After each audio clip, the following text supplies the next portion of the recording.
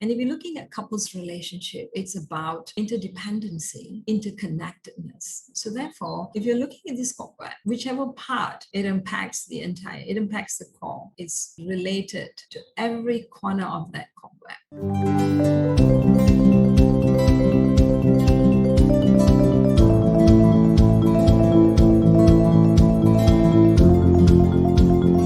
Hi everyone, I'm Bhavani. I'm a couples and family therapist. I have got the privilege today to talk about nurturing couples relationship with all of you. All of us at the deepest level desire someone to love, someone with whom we can share laughter, friendship, work, care, caring, support through the good times, as well as the hard times in life. Imagine having that person. How does that look like when you imagine that?